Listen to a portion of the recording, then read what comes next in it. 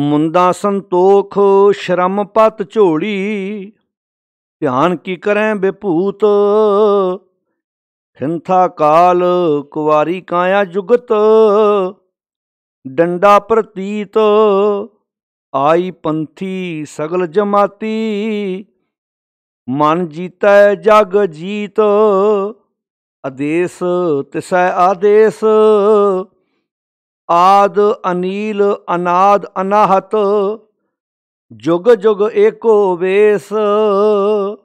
वाहिगुरू जी का खालसा, वाहिगुरू जी की फतेह। गुरु प्यारी साध संगत जी, जप बाणी की चल रही लड़ीवार विचार विच अज आपां 28 नंबर पौड़ी का पाठ सरवण किया है। 27 नंबर पौड़ी तक आपां विचार साझे कर चुके हाँ।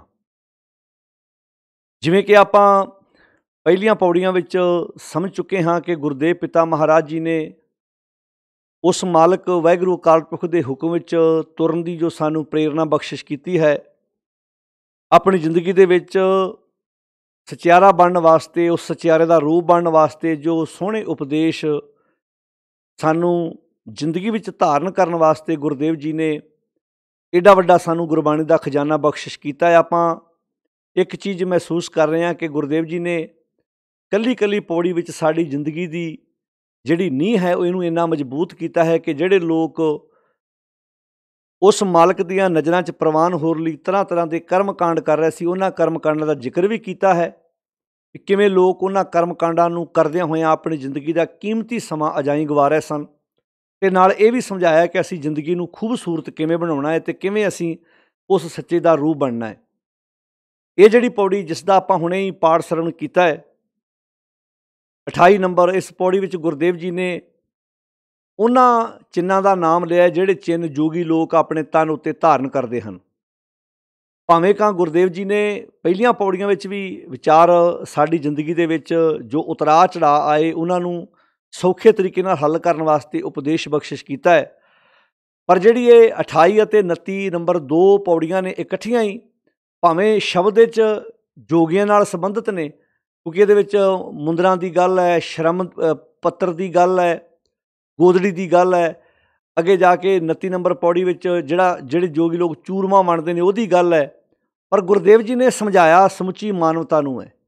तो ये वो लोग सन जिहड़े रब दे बहुत नेड़े होण दा दावा करते सन, ते महाराज जी ने किवें सानू समझाया है कि अपनी जिंदगी विच, क्योंकि आपां 27 नंबर पौड़ी च पहलां सरवण कर चुके हैं कि भावें वो राग रागणियां गाउण वाले सन, भावें वो अनेकां तरह के साज वजाउण वाले सन, सारे लोग दावा इहो ही करते सी कि असीं उस रब की पूजा कर रहे हैं, असीं उस रब नूं गा रहे हैं, पर गा उस रब नूं रहे सन जिहड़ा नाशवंत है, जिहड़ा मिथ्या होया है।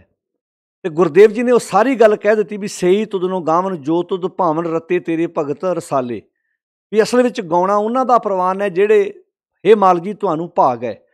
हुण गुरु साहब उस परमेश्वर की गल कर रहे हैं जिहड़ा आद है, अनील है, अनाद अनाहत, जुग जुग एको वेस, जिहड़ा हर समय एको जिहा है, जिहड़ा समय ना बदल जाए वो रब किदां हो सकदा है, जिहड़ा एको जिहा हर वक्त एको जिहा रहिंदा है, उतरा चढ़ा नहीं आउंदे, अनाहत जिहड़ा नाश तो रहत है।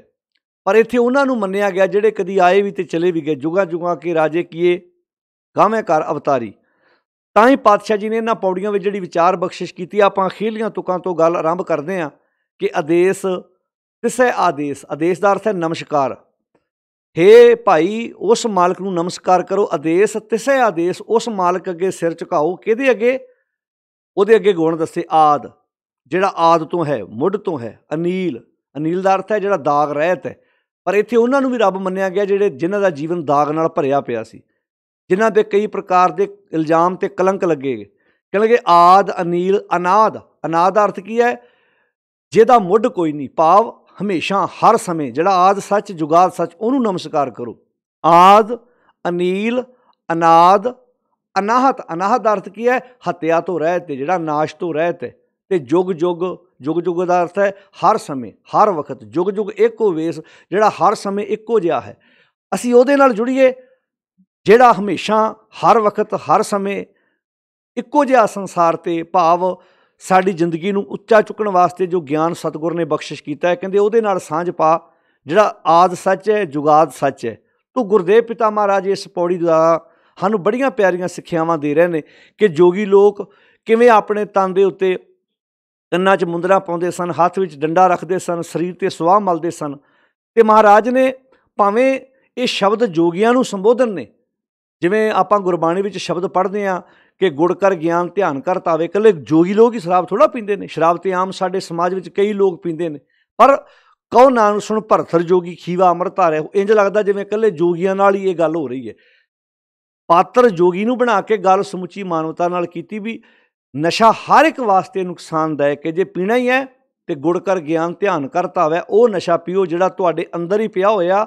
ਉਹ ਅੰਦਰ ਪਏ ਹੋਏ ਨਸ਼ੇ ਨਾਲ ਸਾਂਝ ਪਾਓਗੇ, ਤੁਹਾਡੀ ਜ਼ਿੰਦਗੀ ਖੂਬਸੂਰਤ ਬਣੇਗੀ। ਤਾਂ ਪਾਤਸ਼ਾਹ ਕਹਿੰਦੇ ਉਹਨੂੰ ਨਮਸਕਾਰ ਕਰੋ ਜਿਹੜਾ ਹਮੇਸ਼ਾ ਤੋਂ ਹੈ, ਕਲੰਕ ਤੋਂ ਰਹਿਤ ਹੈ ਤੇ ਨਾਸ਼ ਤੋਂ ਰਹਿਤ ਹੈ। ਕਿਉਂਕਿ ਪਹਿਲੀ ਪੌੜੀ ਨਾਲ ਗੱਲ ਜੋੜ ਕੇ ਵੇਖੋਗੇ, ਪਹਿਲੀ ਪੌੜੀ ਵਿੱਚ ਵੀ ਗੱਲ ਇਹੋ ਕਹਿਤੀ ਵੀ ਹੈ ਪੀ ਹੋਸੀ ਜਾਏ ਨਾ ਜਾਸੀ, ਰਚਨਾ ਜਿਨ ਰਚਾਈ, ਕਰ ਕਰ ਵੇਖਿਆ ਕੀਤਾ ਆਪਣਾ ਜਿਵੇਂ ਤਿਸ ਦੀ ਵਡਿਆਈ। ਤੋ ਉਸ ਮਾਲਕ ਦੀ ਗੱਲ ਕੀਤੀ ਜਿਹੜਾ ਮਾਲਕ ਸਦੀਵ ਕਾਲ ਰਹਿਣ ਵਾਸਤੇ ਹੈ, ਜਿਹੜਾ ਹਮੇਸ਼ਾ ਸਾਡੇ ਕੋਲ ਹੈ, ਹਰ ਵਕਤ ਹੈ, ਉਹਦੇ ਹੁਕਮ 'ਚ ਤੁਰੇਗਾ। ਨਾਨਕ ਰਹਿਣ ਰਜਾਈ ਸੋ ਪਾਤਸ਼ਾਹ, ਸ਼ਾਹਾਂ ਪਾਤ ਸਾਹਿਬ ਨਾਨਕ ਰਹਿਣ ਰਜਾਈ। ਉਹਦੀ ਰਜਾ ਵਿੱਚ ਤੁਰੇਗਾ, ਜੀਵਨ ਖੂਬਸੂਰਤ ਬਣੇਗਾ। ਅਤੇ ਇੱਥੇ ਵੀ ਸਾਨੂੰ ਗੁਰਦੇਵ ਜੀ ਕਹਿੰਦੇ ਨੇ ਆਦੇਸ਼ ਨਮਸਕਾਰ ਤਿਸ ਆਦੇਸ਼ ਆਦ ਅਨੀਲ ਅਨਾਦ ਅਨਾਹਤ ਜੁਗ ਜੁਗ ਏਕੋ ਵੇਸ। ਬਾਣੀ 'ਚ ਲਿਖਿਆ ਬੰਦਨਾ ਹਾਰ ਬੰਦਨਾ। ਬੰਦਨਾ ਕਿਹਨੂੰ ਕਰਨੀ ਹੈ? ਹਰੀ ਨੂੰ, ਰੱਬ ਨੂੰ, ਮਾਲਕ ਨੂੰ, ਜੋ ਸਾਡੇ ਅੰਦਰ ਬੈਠਾ ਹੈ, ਹਰ ਵਕਤ ਸਮਾਇਆ ਹੋਇਆ ਹੈ। ਬੰਦਨਾ ਹਰ ਬੰਦਨਾ ਗੁਣ ਗਾਵੋ ਗੋਪਾਲ ਰਾਏ। ਉਹਦੇ ਗੁਣਾਂ ਨੂੰ ਗਾਉਣਾ, ਉਹਦੇ ਗੁਣਾਂ ਮੁਤਾਬਕ ਜ਼ਿੰਦਗੀ ਨੂੰ ਜਿਉਣਾ ਹੀ ਉਸ ਮਾਲਕ ਦੀ ਪ੍ਰੇਰਨਾ, ਉਸ ਮਾਲਕ ਦੇ ਅੱਗੇ ਨਮਸਕਾਰ ਕਰਨੀ ਹੈ, ਉਹਨੂੰ ਆਦੇਸ਼ ਕਰਨੀ ਹੈ, ਉਹਨੂੰ ਅੱਗੇ ਸਿਰ ਝੁਕਾਉਣਾ ਹੈ। ਤਾਂ ਪਾਤਸ਼ਾਹ ਇੱਥੇ ਬੜੇ ਪਿਆਰੇ ਸ਼ਬਦਾਂ ਨਾਲ ਸਮਝਾ ਰਹੇ ਨੇ ਕਿ ਅਸਲ ਵਿੱਚ ਨਮਸਕਾਰ ਕੀ ਹੈ। ਨਮਸਕਾਰ ਆ ਗੁਣ ਧਾਰਨ ਕਰਨੇ ਹਨ। ਆਦੇਸ਼ ਦੱਸਿਆ ਆਦੇਸ਼ ਆਦ ਅਨੀਲ ਅਨਾਦ ਅਨਾਹਤ ਜੁਗ ਜੁਗ ਏਕੋ ਵੇਸ। ਹੇ ਜੋਗੀ ਲੋਕੋ, ਤੁਸੀਂ ਰੱਬ ਦੇ ਨੇੜੇ ਹੋਣ ਦਾ ਦਾਅਵਾ ਪੈ ਕਰਦੇ ਹੋ, ਕੰਨਾਂ 'ਚ ਮੁੰਦਰਾਂ ਕਿਉਂ ਪਾਈਆਂ ਨੇ? ਅਤੇ ਜੋਗੀ ਦਾ ਜਵਾਬ ਸੀ ਕਿ ਇਸ ਕਰਕੇ ਪਾਈਆਂ ਨੇ ਤਾਂ ਕਿ ਲੋਕਾਂ ਨੂੰ ਪਤਾ ਲੱਗ ਜਾਏ ਮੈਂ ਰੱਬ ਦੇ ਰਸਤੇ 'ਤੇ ਤੁਰਿਆ ਹੋਇਆ ਹਾਂ। ਹੁਣ ਕੁਦਰਤੀ ਗੱਲ ਹੈ, ਕੰਨ 'ਚ ਮੁੰਦਰਾਂ ਪਾਈਆਂ, ਭਾਵੇਂ ਉਹ ਸਿਰ 'ਤੇ ਪੱਗ ਵੀ ਬੰਨ੍ਹਦੇ ਸਨ ਅਤੇ ਕੰਨ ਦੀਆਂ ਮੁੰਦਰਾਂ ਦਿਖਾਈ ਦਿੰਦੀਆਂ ਸਨ ਤਾਂ ਕਿ ਲੋਕਾਂ ਨੂੰ ਪਤਾ ਲੱਗ ਜਾਏ ਮੈਂ ਦੁਨੀਆ ਨਾਲੋਂ ਵੱਖਰਾ ਵਾਂ, ਮੈਂ ਰੱਬ ਦੇ ਰਸਤੇ 'ਤੇ ਤੁਰਿਆ ਹੋਇਆ। ਅਤੇ ਪਾਤਸ਼ਾਹ ਕਹਿੰਦੇ ਭਾਈ ਕੰਨ ਵਿੱਚ ਮੁੰਦਰਾਂ ਪਾਉਣ ਦੀ ਲੋੜ ਨਹੀਂ, ਜ਼ਿੰਦਗੀ 'ਚ ਸੰਤੋਖ ਧਾਰਨ ਕਰ ਲਓ। ਸੰਤੋਖ ਧਾਰਨ ਕਰਨ ਵਾਲੇ ਬੰਦੇ ਨੂੰ ਕਿਸੇ ਨੂੰ ਦੱਸਣ ਦੀ ਲੋੜ ਨਹੀਂ। ਸੰਤੋਖੀ ਬੰਦੇ ਦਾ ਪਰਿਵਾਰਾਂ ਵਿੱਚ ਵੀ ਸਮਾਜ ਵਿੱਚ ਵੀ ਆਪਣੇ ਆਪ ਪਤਾ ਲੱਗ ਜਾਂਦਾ। ਆਪਾਂ ਜੇ ਸੌਖਾ ਸਮਝੀਏ, ਸਬਰ ਸੰਤੋਖ ਬੜੀ ਵੱਡੀ ਇੱਕ ਦਾਤ ਹੈ। ਆਪਣੇ ਪਰਿਵਾਰਾਂ 'ਚ ਵੀ ਵੇਖਿਓ, ਇੱਕ ਮਾਂ ਦੇ 2 ਬੱਚੇ ਹੋਣ, 3 ਬੱਚੇ ਹੋਣ, ਅਤੇ ਉਸ ਮਾਂ ਨੂੰ ਪੁੱਛਿਆ ਜਾਵੇ ਵੀ ਇਹਨਾਂ 3 ਬੱਚਿਆਂ 'ਚੋਂ, ਇਹਨਾਂ 4 ਬੱਚਿਆਂ 'ਚੋਂ ਸਭ ਤੋਂ ਸਬਰ ਵਾਲਾ ਕਿਹੜਾ ਹੈ? ਮਾਂ ਬਾਪ ਇੱਕ ਸਕਿੰਟ ਵਿੱਚ ਇਹ ਗੱਲ ਜਵਾਬ ਦੇ ਦੇਣਗੇ। ਕਿਹੜਾ ਬੱਚਾ ਖਵਾ ਕੇ ਖੁਸ਼ ਹੈ ਦੂਜਿਆਂ ਨੂੰ, ਅਤੇ ਕਿਹੜਾ ਬੱਚਾ ਦੂਜਿਆਂ ਦਾ ਖਾ ਕੇ ਖੁਸ਼ ਹੈ। ਸਬਰ ਸੰਤੋਖ ਦਾ ਬੱਚਿਆਂ 'ਚੋਂ ਜਵਾਈ, ਮੰਨ ਲਓ ਕਿਸੇ ਦੀਆਂ 3 ਬੇਟੀਆਂ ਨੇ, ਉਹਨੇ ਆਪਣੇ ਬੇਟੀਆਂ ਦਾ ਆਨੰਦ ਕਾਰਜ ਕਰ ਦਿੱਤਾ। ਸੱਸ ਸਹੁਰੇ ਨੂੰ ਪੁੱਛਿਆ ਜਾਏ ਵੀ ਇਹਨਾਂ 3 ਜਵਾਈਆਂ 'ਚੋਂ ਸਭ ਤੋਂ, 2 ਜਵਾਈਆਂ 'ਚੋਂ ਸਭ ਤੋਂ ਸਬਰ ਸੰਤੋਖ ਵਾਲਾ ਕਿਹੜਾ ਹੈ? ਕਿਹੜਾ ਤੁਹਾਡੀ ਧੀ ਨੂੰ ਹਰ ਵਾਰ ਇਹ ਕਹਿ ਕੇ ਪੇਕੇ ਭੇਜਦਾ ਹੈ ਕਿ ਆਉਣ ਲੱਗਿਆਂ ਕੁਝ ਨਾ ਕੁਝ ਲੈ ਕੇ ਆਈ, ਅਤੇ ਕਿਹੜਾ ਇਹ ਕਹਿੰਦਾ ਵੀ ਕੋਈ ਸਮਾਨ ਲਿਆਉਣ ਦੀ ਲੋੜ ਨਹੀਂ, ਮਾਲਕ ਨੇ ਸਾਨੂੰ ਸਭ ਕੁਝ ਸਾਡੇ ਘਰ 'ਚ ਦਿੱਤਾ ਹੋਇਆ। ਸਾਨੂੰ ਪਰਿਵਾਰਾਂ ਵਿੱਚ ਵੀ, ਸਮਾਜ ਵਿੱਚ ਵੀ ਬੰਦੇ ਬਾਰੇ ਪਤਾ ਹੁੰਦਾ। ਜੋਗੀ ਲੋਕੋ, ਕੰਨਾਂ 'ਚ ਮੁੰਦਰਾਂ ਪਾਉਣ ਦੀ ਲੋੜ ਨਹੀਂ। ਸਬਰ ਧਾਰਨ ਕਰਨ ਵਾਲੇ ਦਾ, ਬੰਦੇ ਦਾ ਵੀ ਲੋਕਾਂ ਨੂੰ ਪਤਾ ਲੱਗ ਜਾਂਦਾ। ਸਬਰ ਬੜੀ ਵੱਡੀ ਇੱਕ ਦਾਤ ਹੈ, ਇੱਕ ਗੁਣ ਹੈ। ਇਹੋ ਅਸਲ ਦੇ ਵਿੱਚ ਉਸ ਮਾਲਕ ਨੂੰ ਨਮਸਕਾਰ ਕਰਨੀ ਹੈ। ਆਦੇਸ਼ ਤਿਸੇ ਆਦੇਸ਼ ਆਦ ਅਨੀਲ ਅਨਾਦ ਅਨਾਹਤ ਜੁਗ ਜੁਗ ਏਕੋ ਵੇਸ। ਮੁੰਦਾਂ ਸੰਤੋਖ। ਹੁਣ ਵੇਖੋ, ਜਿਹੜੀਆਂ ਜੋਗੀ ਲੋਕੋ ਤੁਸੀਂ ਮੁੰਦਰਾਂ ਪਾਉਣੀਆਂ, ਉਹਦੇ ਵਾਸਤੇ ਕੰਨ ਪੜਵਾਉਣਾ ਪੈਣਾ। ਜਿਹੜੀਆਂ ਮੁੰਦਰਾਂ ਦੀ ਮੈਂ ਗੱਲ ਦੱਸ ਰਿਹਾ, ਉਹਦੇ ਵਾਸਤੇ ਕੰਨ ਪੜਵਾਉਣ ਦੀ ਲੋੜ ਨਹੀਂ। ਫਿਰ ਦੂਜੀ ਗੱਲ, ਉਹ ਮੁੰਦਰਾਂ ਬਣਾਊਗਾ ਕੋਈ ਹੋਰ, ਪਾਏਗਾ ਕੋਈ ਹੋਰ। ਇਹ ਮੁੰਦਰਾਂ ਤੁਹਾਡੇ ਅੰਦਰ ਹੀ ਪਈਆਂ ਹੋਈਆਂ। ਸਬਰ ਹਰ ਇੱਕ ਦੇ ਅੰਦਰ ਪਿਆ। ਉਸ ਸਬਰ ਨੂੰ ਸਿਰਫ ਆਪਣੀ ਜ਼ਿੰਦਗੀ ਵਿੱਚ ਅਸੀਂ ਵਰਤਣਾ ਹੈ। ਮੁੰਦਾਂ ਸੰਤੋਖ। ਕਹਿੰਦੇ ਹੱਥ ਵਿੱਚ ਖੱਪਰ ਕਿਉਂ ਫੜਿਆ? ਅਤੇ ਜੋਗੀ ਦਾ ਜਵਾਬ ਸੀ ਇਸ ਕਰਕੇ ਜੀ, ਜਦੋਂ ਅਸੀਂ ਕਿਸੇ ਦੇ ਘਰ ਮੰਗਣ ਜਾਂਦੇ ਹਾਂ ਅਤੇ ਅਗਲਾ ਫਿਰ ਇਸ ਖੱਪਰ ਦੇ ਵਿੱਚ ਜਦੋਂ ਕੁਝ ਪਾਉਂਦਾ ਹੈ ਅਤੇ ਅਸੀਂ ਨਾਲ ਇੱਕ ਝੋਲੀ ਰੱਖੀ, ਉਹਦੇ ਵਿੱਚ ਉਹ ਸਮਾਨ ਪਾ ਲੈਂਦੇ ਹਾਂ। ਹੁਣ ਧਿਆਨ ਨਾਲ ਸੁਣਿਓ ਸਾਧ ਸੰਗਤ, ਗੁਰਦੇਵ ਜੀ ਨੇ ਕਿਹਾ ਹੱਥ ਵਿੱਚ ਖੱਪਰ ਫੜਨ ਦੀ ਲੋੜ ਨਹੀਂ। ਸ਼ਰਮ, ਸ਼ਰਮ ਪੱਤ ਝੋਲੀ। ਜਦੋਂ ਸੱਸਾ ਰਾਰਾ ਮੰਮਾ, ਸ਼ਰਮ ਸ਼ਬਦ ਲੱਜਾ ਵਾਸਤੇ ਵੀ ਆਇਆ। ਜਦੋਂ ਆਪਾਂ ਪੜ੍ਹਦੇ ਹਾਂ ਸ਼ਰਮ ਧਰਮ ਦੋ ਛੱਪ ਖਲੋਏ, ਇੱਥੇ ਆ ਸ਼ਰਮ। ਸ਼ਰਮ ਦਾ ਅਰਥ ਕੀ? ਉਦਮ। ਕਹਿੰਦੇ ਉਦਮ ਨੂੰ ਖੱਪਰ ਬਣਾ ਲਾ, ਕਿਉਂਕਿ ਪੱਤ ਦੇ ਤੱਤੇ ਨੂੰ ਇੱਥੇ ਔਂਕੜ ਹੈ। ਇੱਥੇ ਪੱਤ ਦਾ ਅਰਥ ਹੈ ਖੱਪਰ। ਜਦੋਂ ਪੱਤ ਦੇ ਤੱਤੇ ਨੂੰ ਸਿਹਾਰੀ ਆਉਂਦੀ ਹੈ ਗੁਰਬਾਣੀ ਵਿੱਚ, ਇਹ ਪਤੀ ਵਾਸਤੇ ਵੀ ਆਉਂਦਾ ਹੈ ਤੇ ਇਹ ਸ਼ਬਦ ਇੱਜ਼ਤ ਵਾਸਤੇ ਵੀ ਹੁੰਦਾ। ਤਿੰਨ ਮੱਤ ਤਿੰਨ ਪੱਤ ਤਿੰਨ ਧਨ ਪੱਲੇ ਜਿਨ ਹਿਰਦੇ ਰਹਾ ਸਮਾਏ।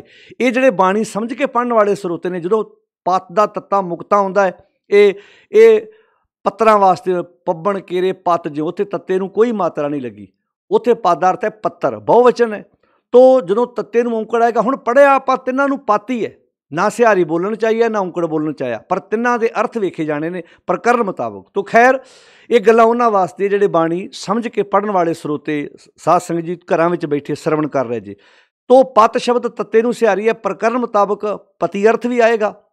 ਜਦੋਂ ਵੇਖਿਆ ਜਾਏਗਾ ਵੀ ਹੁਣ ਇਹ ਕਿਸ ਸੰਦਰਭ 'ਚ ਗੱਲ ਹੋ ਰਹੀ ਹੈ ਕਿ ਤਿੰਨ ਮੱਤ ਤਿੰਨ ਪੱਤ ਤਿੰਨ ਧਨ ਪੱਲੇ, ਉੱਥੇ ਪਦ ਦਾ ਅਰਥ ਇੱਜ਼ਤ ਹੈ। ਤੋ ਖੈਰ ਇੱਥੇ ਜਿਹੜਾ ਪੱਤ ਹੈ, ਇੱਥੇ ਤੱਤੇ ਨੂੰ ਔਂਕੜ ਲੱਗਾ ਹੋਇਆ ਹੈ, ਤੋ ਇਹਦਾ ਅਰਥ ਹੈ ਖੱਪਰ। ਤੁਸੀਂ ਵੇਖਿਆ ਜੋਗੀਆਂ ਦੇ ਕੋਲੇ ਖੱਪਰ ਹੁੰਦਾ, ਜਿਹਦੇ ਵਿੱਚ ਉਹ ਜਦੋਂ ਕਿਸੇ ਦੇ ਘਰ ਮੰਗਣ ਜਾਂਦੇ ਆ, ਜੋ ਕੋਈ ਸਮਾਨ ਉਹਨਾਂ ਦਿੱਤਾ ਉਹ ਖੱਪਰ 'ਚ ਪਾਉਂਦੇ ਆ। ਫਿਰ ਅੱਗੇ ਉਹਨਾਂ ਨੇ ਇੱਕ ਝੋਲੀ ਹੁੰਦੀ, ਝੋਲੀਆਂ ਵਿੱਚ ਇਹ ਤਹਿਆਂ ਬਣੀਆਂ ਹੁੰਦੀਆਂ ਸੀ, ਆਟਾ ਇੱਕ ਬੰਨੇ ਪਾਈ ਜਾਣਾ, ਦਾਲ ਇੱਕ ਬੰਨੇ ਪਾਈ ਜਾਣੀ ਹੈ, ਅਤੇ ਮੁੜ ਕੇ ਜਾ ਕੇ ਬਹੁਤੇ ਜੋਗੀ ਲੋਕ ਤਾਂ ਫਿਰ ਉਹ ਸਮਾਨ ਵੇਚ ਕੇ ਨਸ਼ਾ ਵੀ ਪੀ ਲੈਂਦੇ, ਕਿਉਂਕਿ ਆਮ ਜੋਗੀ ਲੋਕ ਜਿਹੜੇ ਸੀ ਇਹ ਭੰਗ ਵਗੈਰਾ ਸ਼ਰਾਬ ਦਾ ਸੇਵਨ ਆਮ ਕਰਦੇ ਸੀ। ਹੁਣ ਉਹਨਾਂ ਦਾ ਇਹ ਮੰਨਣਾ ਸੀ ਕਿ ਇਹ ਨਸ਼ਾ ਤਾਂ ਪੀਣੇ, ਇਹਦੇ ਨਾਲ ਸੁਰਤ ਟਿਕਦੀ ਹੈ। ਤੋ ਖੈਰ ਭਾਵੇਂ ਕਿ ਇਹ ਸਾਡੇ ਸਮਾਜ ਵਿੱਚ ਵੀ ਇਹਨਾਂ ਲੋਕਾਂ ਦਾ ਆਮ ਹੀ ਮੰਨਣਾ ਹੈ, ਜਿਹੜੇ ਲੋਕ ਨਸ਼ਾ ਕਰਦੇ ਆ ਨਾ, ਉਹਨੂੰ ਪੁੱਛੋ ਤੂੰ ਨਸ਼ਾ ਕਿਉਂ ਕਰਦਾ, ਉਹਦੇ ਕੋਲ ਬੜਾ ਵੱਡਾ ਬਹਾਨਾ ਹੁੰਦਾ ਹੈ ਕਿ ਮੈਂ ਕਰਜ਼ਾ ਦੇਣਾ, ਮੈਨੂੰ ਨੀਂਦ ਨਹੀਂ ਆਉਂਦੀ, ਮੈਨੂੰ ਟੈਨਸ਼ਨ ਬੜੀ ਰਹਿੰਦੀ ਹੈ, ਮੈਂ ਡਿਪਰੈਸ਼ਨ ਦਾ ਸ਼ਿਕਾਰ ਹੋ ਜਾਣਾ। ਅਤੇ ਹੁਣ ਉਹਨੂੰ ਕੋਈ ਪੁੱਛੇ ਵੀ ਜਦੋਂ ਤੂੰ ਨਸ਼ਾ ਪੀ ਲੈਣਾ ਉਦੋਂ ਕਰਜ਼ਾ ਲੈ ਜਾਂਦਾ ਹੈ, ਕਰਜ਼ਾ ਤਾਂ ਉੱਥੇ ਹੀ ਪਿਆ, ਯਾਨੀ ਕਿ ਤੈਨੂੰ ਵਕਤੀ ਤੌਰ 'ਤੇ ਥੋੜ੍ਹਾ ਸਮਾਂ ਚੇਤਾ ਭੁੱਲ ਜਾਂਦਾ ਹੈ। ਤੋ ਇੱਦਾਂ ਹੀ ਜੋਗੀ ਲੋਕਾਂ 'ਚ ਇਹ ਪ੍ਰਭਾਵ ਪਾਉਣ ਲਈ ਵੀ ਜਦੋਂ ਅਸੀਂ ਨਸ਼ਾ ਪੀਂਦੇ ਹਾਂ, ਸਾਡੀ ਸੁਰਤ ਉਹਦੇ ਨਾਲ ਜੁੜ ਜਾਂਦੀ। ਸੁਰਤ ਕੋਈ ਨਹੀਂ ਸੀ ਜੁੜਦੀ, ਬੰਦਾ ਬੇਹੋਸ਼ ਹੋ ਜਾਂਦਾ ਸੀ, ਭਾਵ ਆਮ ਜਿਹੜੀਆਂ ਗੱਲਾਂ ਤੋਂ ਕਮਲੀਆਂ ਮਾਰ ਲੱਗ ਪੈਂਦਾ ਸੀ। ਕਮਲ ਮਾਰਨ ਨੂੰ, ਕਮਲ ਕੁੱਟਣ ਨੂੰ ਇਹ ਲੋਕ ਰੱਬ ਦੇ ਨਾਲ ਜੁੜਨ ਦਾ ਜਿਹੜਾ ਸੀ ਉਹ ਦਾਅਵਾ ਕਰਦੇ ਸੀ ਕਿ ਅਸੀਂ ਰੱਬ ਨੂੰ ਪਾ ਲਿਆ, ਸਾਡੀ ਸੁਰਤ ਹੁਣ ਉਹਦੇ ਨਾਲ ਜੁੜ ਗਈ ਹੈ। ਜਿਵੇਂ ਕਰਜ਼ਾ ਉੱਦਾਂ ਹੀ ਦੇਣਾ ਜਿਵੇਂ ਪਹਿਲਾਂ ਦੇਣਾ ਸੀ, ਪੀ ਕੇ ਨਸ਼ੇ 'ਚ ਟੁੰਨ ਹੋ ਜਾਣਾ, ਉਹਨੂੰ ਇੰਝ ਲੱਗਣਾ ਵੀ ਬਸ ਹੁਣ ਮੈਂ ਤਾਂ ਕਰਜ਼ੇ ਤੋਂ ਰਹਿਤ ਹੋ ਗਿਆ, ਕਰਜ਼ਾ ਤਾਂ ਉੱਥੇ ਖਲੋਤਾ ਹੈ ਨਾ। ਬਸ ਇੱਦਾਂ ਹੀ ਨਸ਼ਾ ਪੀਣ ਵਾਲੇ ਲੋਕਾਂ ਦੇ ਕੋਲ ਵੀ ਇੱਦਾਂ ਦੇ ਬਹਾਨੇ ਸਨ। ਤੋ ਖੈਰ ਜਿਹੜੀ ਮੈਂ ਗੱਲ ਕਹਿਣਾ ਚਾਹੁੰਦਾ ਕਿ ਨਸ਼ਾ ਇਕੱਲੇ ਜੋਗੀ ਲੋਕ ਨਹੀਂ ਸੀ ਪੀਂਦੇ, ਨਸ਼ਾ ਤੇ ਸਾਰਾ ਸਮਾਜ ਦੇ ਵਿੱਚ ਆਮ ਹੀ ਕੋਈ ਟਾਵੇਂ ਪਰਿਵਾਰ ਜਿਹੜੇ ਬੱਚੇ ਹੁੰਦੇ ਜਿਹੜੇ ਨਸ਼ਿਆਂ ਤੋਂ ਰਹਿਤ ਹੁੰਦੇ ਨੇ। ਤੋ ਗੁਰਦੇਵ ਜੀ ਨੇ ਇੱਦਾਂ ਪਾਤਰ ਬਣਾ ਕੇ ਗੱਲਾਂ ਕੀਤੀਆਂ ਨੇ। ਕਹਿੰਦੇ ਕੰਨਾਂ 'ਚ ਮੁੰਦਰਾਂ ਕਿਉਂ ਪਾਈਆਂ, ਕਹਿੰਦੇ ਜੀ ਇਸ ਕਰਕੇ ਦੁਨੀਆ ਨੂੰ ਪਤਾ ਲੱਗ ਜੇ ਅਸੀਂ ਰੱਬ ਦੇ ਰਸਤੇ 'ਤੇ ਤੁਰੇ ਹੋਏ ਹਾਂ। ਤੋ ਪਾਤਸ਼ਾਹ ਜੀ ਕਹਿੰਦੇ ਮੁੰਦਾਂ ਸੰਤੋਖ ਪਾਈ, ਕੰਨਾਂ ਵਿੱਚ ਮੁੰਦਰਾਂ ਪਾਉਣ ਦੀ ਲੋੜ ਨਹੀਂ, ਸੰਤੋਖ ਧਾਰਨ ਕਰ ਲਓ। ਸੰਤੋਖ ਧਾਰਨ ਕਰਨਾ ਹੀ ਉਸ ਮਾਰਗ ਦੇ ਰਸਤੇ 'ਤੇ ਤੁਰਨ ਵਾਲੀ ਬੜੀ ਵੱਡੀ ਇੱਕ ਤਾਕਤ ਹੈ, ਜਿਹੜੀ ਸਾਨੂੰ ਸੱਚਾਈ ਦੇ ਰਸਤੇ 'ਤੇ, ਤਾਂ ਹੀ ਬਾਣੀ 'ਚ ਆਖਿਆ ਸੀ ਸੇਵ ਕੀਤੀ ਸੰਤੋਖੀ ਜਿਨੀ ਸੱਚੋ ਸੱਚ ਧਿਆਇਆ। ਜਿਹੜੇ ਸੱਚ ਨਾਲ ਜੁੜਦੇ ਨੇ ਉਹ ਸਬਰ ਸੰਤੋਖ ਵਾਲਾ ਜੀਵਨ ਜਿਹੜਾ ਉਹ ਬਸਰ ਕਰਦੇ ਨੇ। ਮੁੰਦਾ ਸੰਤੋਖ ਸ਼ਰਮ ਦਾ ਅਰਥ ਹੈ ਉਦਮ, ਮਿਹਨਤ। ਸ਼ਰਮ ਪੱਤ ਝੋਲੀ, ਹੱਥ ਵਿੱਚ ਖੱਪਰ ਰੱਖਣ ਦੀ ਲੋੜ ਨਹੀਂ, ਤੁਸੀਂ ਉਦਮ ਨੂੰ ਪੱਤ ਤੇ ਝੋਲੀ ਬਣਾ ਲਓ। ਹੁਣ ਤੁਸੀਂ ਵੇਖਿਆ ਹੋਵੇਗਾ ਪੱਤਰ ਵਿੱਚ ਖੱਪਰ 'ਚੋਂ ਸਮਾਨ ਪਵਾਉਂਦਾ ਸੀ, ਦਾਲ ਜੋ ਵੀ ਮਿਲਦੀ ਸੀ ਉਹਨੂੰ, ਅਤੇ ਲਾਗੇ ਝੋਲੀ 'ਚ ਪਾਈ ਜਾਂਦਾ ਸੀ। ਯਾਨੀ ਕਿ ਜਿਹੜਾ ਉਦਮਕਸ਼ ਬੰਦਾ, ਜਿਹੜਾ ਮਿਹਨਤਕਸ਼ ਬੰਦਾ, ਜਿਹੜਾ ਮਿਹਨਤ ਕਰਦਾ, ਉਹ ਭੀਖ ਨਹੀਂ ਮੰਗਦਾ। ਖੱਪਰ ਆਪੇ ਛੁੱਟ ਗਿਆ ਨਾ, ਕੰਨਾਂ 'ਚੋਂ ਮੁੰਦਰਾਂ ਵੀ ਲੈ ਗਈਆਂ ਅਤੇ ਖੱਪਰ ਵੀ ਛੁੱਟ ਗਿਆ ਆਪਣੇ ਆਪ। ਮਿਹਨਤਕਸ਼ ਬੰਦਾ ਕਦੀ ਵੀ ਕਿਸੇ ਕੋਲੋਂ ਭੀਖ ਨਹੀਂ ਮੰਗਦਾ। ਸ਼ਰਮ ਪੱਤ ਝੋਲੀ, ਵੇਖੋ ਕਿੱਡੇ ਪਿਆਰੇ ਤਰੀਕੇ ਨਾਲ ਗੁਰੂ ਪਾਤਸ਼ਾਹ ਦੀ ਬਾਣੀ ਸਾਨੂੰ ਇੰਝ ਸਮਝਾਉਂਦੀ ਹੈ। ਜਦੋਂ ਆਪਾਂ ਸਾਧ ਸੰਗਤ ਜੀ ਭਗਤ ਕਬੀਰ ਜੀ ਦੇ ਸ਼ਬਦ ਪੜ੍ਹਦੇ ਹਾਂ, ਅਤੇ ਭਗਤ ਕਬੀਰ ਜੀ ਨੇ ਵੀ ਆਪਣੀ ਬਾਣੀ 'ਚ ਕਿਹਾ ਮੁੰਦਰਾਂ ਮੋਨ, ਭਾਵ ਆਪਣੇ ਮਨ ਨੂੰ ਵਿਕਾਰਾਂ ਵੱਲੋਂ ਬਚਾਉਣਾ, ਇਹਨੂੰ ਮੁੰਦਰਾਂ ਬਣਾ ਲਾ। ਹੁਣ ਇਹ ਮੁੰਦਰਾਂ ਬਾਹਰੋਂ ਲਿਆਉਣ ਦੀ ਲੋੜ ਥੋੜ੍ਹਾ, ਮੁੰਦਰਾਂ ਮੋਨ ਦਇਆ ਕਰ ਝੋਲੀ, ਆਪਣੀ ਝੋਲੀ ਪਿਆਰ ਨੂੰ ਬਣਾ ਲਾ, ਲੋਕਾਂ ਨਾਲ ਪਿਆਰ ਦਾ ਵਰਤਾਅ ਕਰ, ਭਾਵ ਦੁਨੀਆ ਦੇ ਵਿੱਚ ਪਿਆਰ ਵਾਲੀ ਬੋਲੀ ਰੱਖ, ਆਪਣੇ ਰਿਸ਼ਤੇਦਾਰਾਂ ਵਿੱਚ, ਆਪਣੇ ਸਮਾਜ ਵਿੱਚ ਇਹ ਗੁਣ ਲੈ ਕੇ ਆ, ਦਇਆ ਪੱਤ ਝੋਲੀ।